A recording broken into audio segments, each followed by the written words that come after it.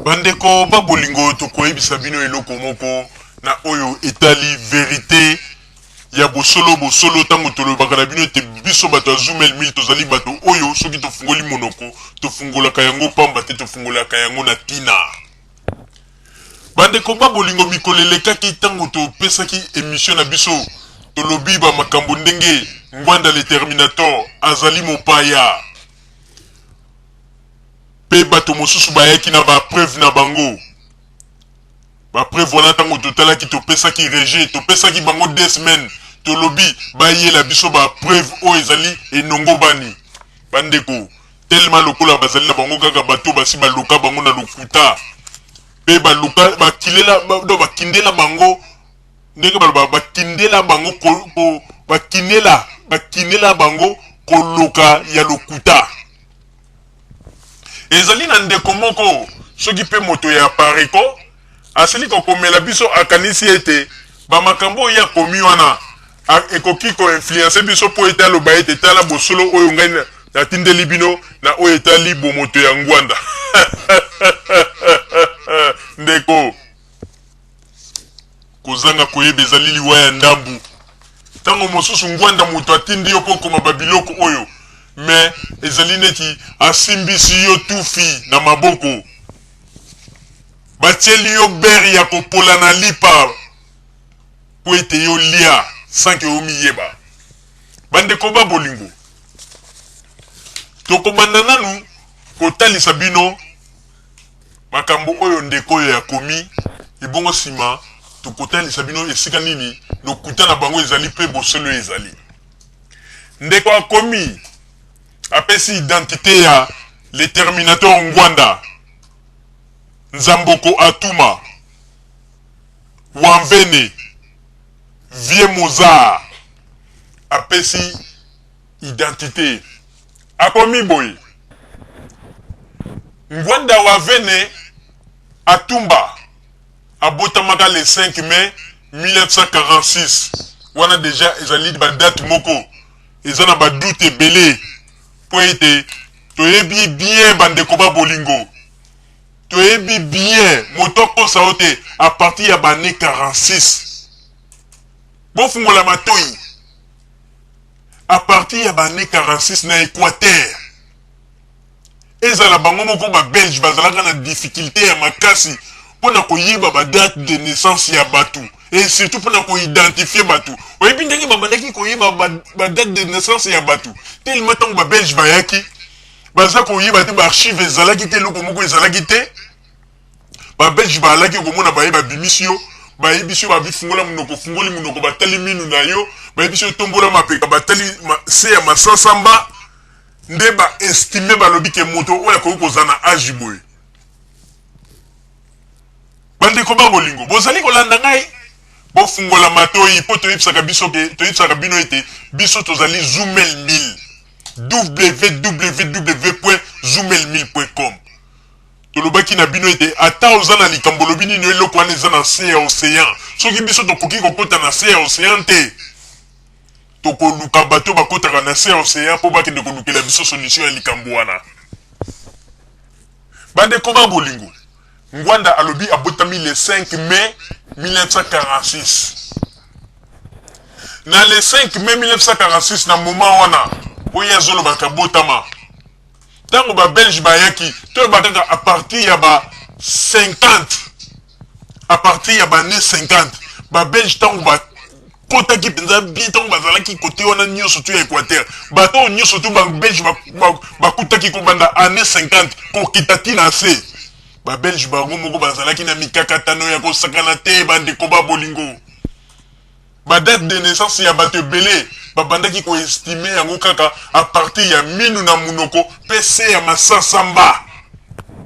soki bamoni mwa matiti wana ya se ya mapeke boti epusani mwa mingi ba estimer balobi moto akoki kozala na mbula boye soki bamoni minu na yo esali neti ekembi ekubi balobi te moto yo ifo azala na mbula boye voilà mais moto ya koya koloba ete à partir ya année 46 oh mikanda nyonso et puis baza ko préciser le 5 mai ata date ya Mobutu tango baloba le 30 juin soki le 30 Mobutu abotama soki le 30 mai wana nyonso to ezali eza nango kaka ba estimation ba mfutu mais soko tuni ba belge penza ya solo na tango wana balobi ke na moment wana ko banda kaka année 50 ko kitati na se batu nyonso babande ko estimer kaka ba date na bango a partir ya ba se ya masasamba mase matiti ya se ya mapeka o babengi na lingala ya bosolo masasamba nde bazalaki soki batali yo se ya masasamba na yo batali na ndenge ba poil wana ba matiti wana boti batali pena minu ndenge ba komona minu na munoko ba estimer balobi ko kozana mbula boy alors boy bisabiso yengwa na utaki ko bimisa date ya le 5 mai oyo wapi 1946 hôpital ligne oyo abotamaki po ya botamaki na ba village wana na kati penza ezaki na hôpital ligne tozali kotuna bino sikoyo po ba ville ya minene bambandaka ba lisala ba nini mais ye abotamaki sikoyo na kati na ba mokoto kuna o ba mokoto bozo mona kutu na tangu lingala facile baza ko laksa ba image boza ko mona ndenge mboka yango ezali ndenge zamba o bana bazolo ba mituka kutu to mona te nzela kutu to sala moete alors boye bisabiso Ngwanda alobi abotama le 5 mai a précisé le kola ezali na précision le 5 mai 1946 bandeko ezali régime bala moko to pesi yango régime to pesi yango régime voilà penza sans appel to lingi ku de souba ça la recours et régime déjà alors to kiti les sous côté ya papa na Ngwanda oyebi batu ya Ngwanda na pariko baza ba comédien kaka ndenge to yebisaki bino ete tango Mobutu azalaki na bangwanda na babande ko fabriquer ba kombo bokanisaki tozo kosa boyebi loko nini Ngwanda sali awa bakomi boye papa na Ngwanda kombo na ye ezalaki unda wana ezali na H liboso donc non pardon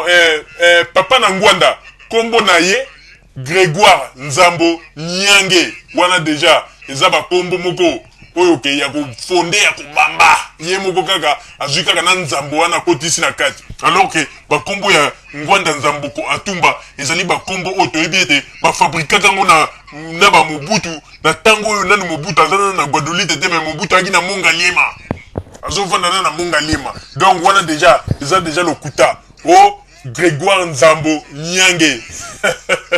o décédé bino moko boye bitangu to bande ko landela to tuna akufa wapi ona lisala cimetière nini bakomi ko tomboka wana déjà rejet to pesi yango rejet kombo ya mama unda yoka kombo ya grand-mère ya Ngwanda grand-mère na kombo na ezaki unda unda wana ezui H ebandi na H U N D A